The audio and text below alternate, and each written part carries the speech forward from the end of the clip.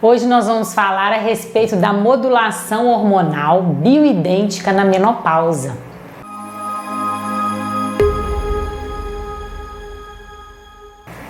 Hoje, gente, vamos falar o que é essa tão falada modulação hormonal bioidêntica na menopausa.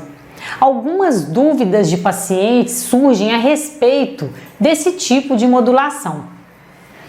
Os hormônios, vamos começar a falar primeiro o que são os hormônios. Os hormônios são substâncias lançadas diretamente no sangue pelas glândulas endócrinas e eles controlam várias funções do organismo, como o crescimento, a frequência cardíaca e a regulação do nosso sono.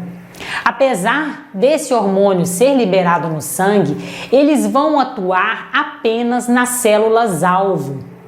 Isso significa que determinada célula só será estimulada ou inibida pela ação de um determinado hormônio específico.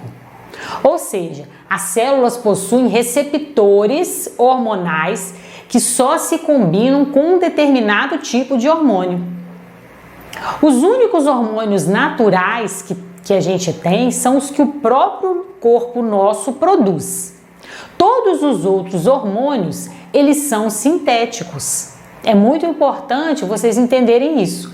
Dentro dessa classe dos hormônios sintéticos, nós podemos ter os hormônios isomoleculares ou bioidênticos, que são os hormônios que são iguais ao que o nosso corpo produz. E por que eles são chamados de hormônios isomoleculares? Devido a isso, porque a molécula deles lá dentro do nosso corpo tem um receptor que vai se acoplar à molécula desse hormônio.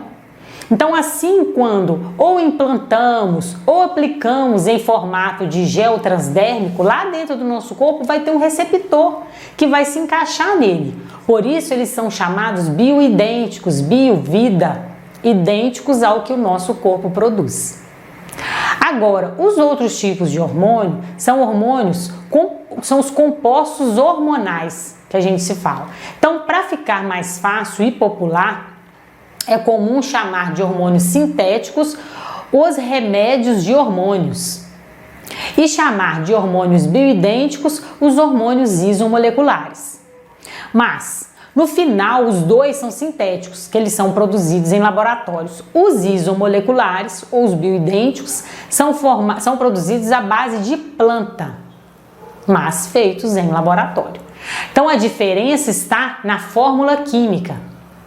Os hormônios bioidênticos, eles já vão se ligar perfeitamente nos receptores hormonais e vão devolver ao nosso organismo aquilo que não é mais produzido naturalmente.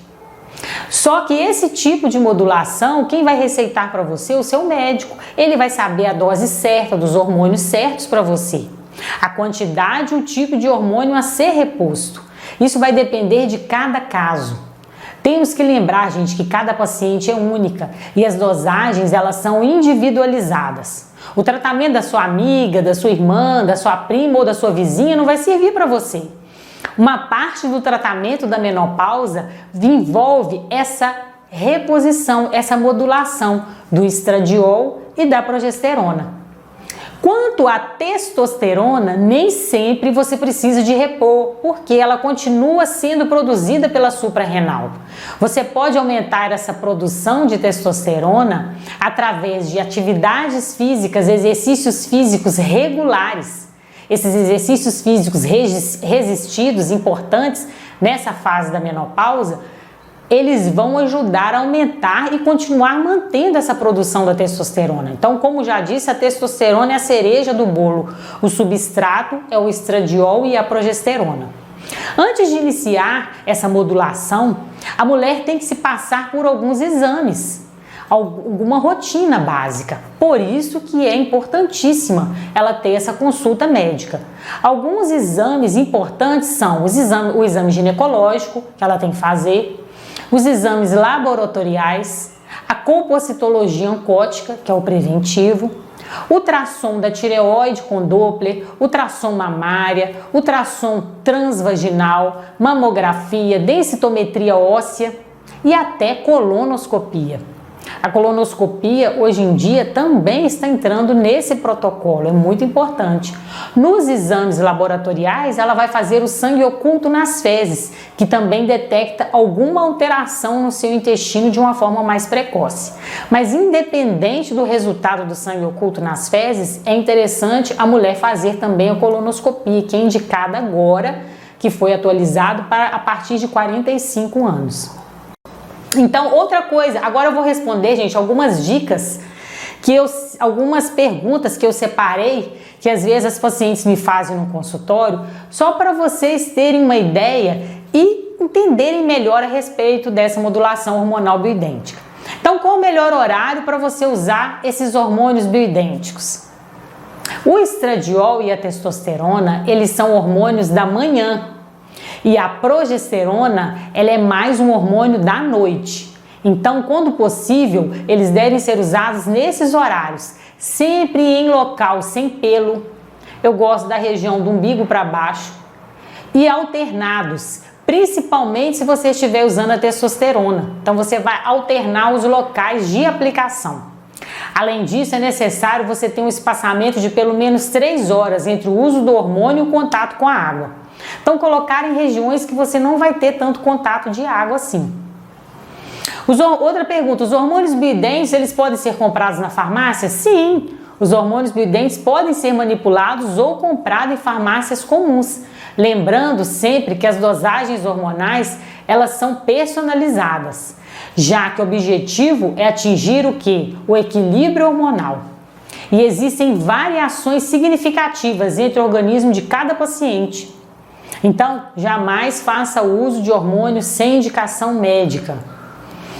Os hormônios de ação local, eles não são muito considerados como uma modulação hormonal, porque eles não atingem a corrente sanguínea a ponto de alterar os níveis de estrogênio no seu corpo. Então, por exemplo, eles são usados mais especificamente em região tópica, na região tópica vaginal, para tratar aquela atrofia, aquele ressecamento que a mulher tem na vagina. E para quem está usando, uma dica importante para quem está usando os hormônios de ação local é alternar com o uso do óleo de coco. Óleo de coco orgânico, óleo de coco sem sabor e sem cheiro. A outra pergunta, quem não pode repor hormônio? Essa pergunta também é muito frequente. São as pessoas em tratamento para câncer, porque elas já têm uma certa multiplicação celular. E as pessoas com história recente de câncer, pessoas com suspeita de doença hepática grave, história de tromboembolismo agudo e recorrente. Então, são várias outras contraindicações. Cada paciente tem a sua avaliação detalhada para saber se está indicado para ela ou não. Pode usar o estrogênio e a progesterona ao mesmo tempo? Sim, inclusive este é o protocolo mais sensato para quem já está na menopausa. Lembrando que a progesterona ela deve ser usada à noite e o estrogênio pela manhã. Existe risco de sangramento com a reposição hormonal? Sim. Se o protocolo limitar o ciclo menstrual, que é o estradiol nos 15 primeiros dias do ciclo e a progesterona nos 15 últimos, pode ocorrer um sangramento. Na verdade, mesmo que o protocolo seja com os hormônios contínuos, também pode ocorrer um sangramento. O certo, antigamente se fazia essa intercalando. Hoje em dia é aconselhado você usar os hormônios contínuos. E mesmo assim, usando o contínuo, pode ocorrer um sangramento de escape. Porque uma vez ou outra, o endométrio ele é muito responsivo a hormônios, então uma vez ou outra isso pode acontecer. O que vai fazer quando não dá mais, quando a mulher não tem mais condições de fazer essa reposição? Gente, a mulher pode ficar tranquila porque existem outras formas de tratamento. A modulação hormonal é apenas um passo desse processo. Existem vários outros tipos de tratamento que a mulher pode fazer que ela vai conquistar esse equilíbrio hormonal também.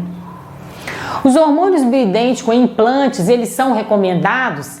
Os implantes bioidênticos, eles são uma opção quando a terapia de modulação ela já está suficientemente ajustada e já está com uma dose fixa.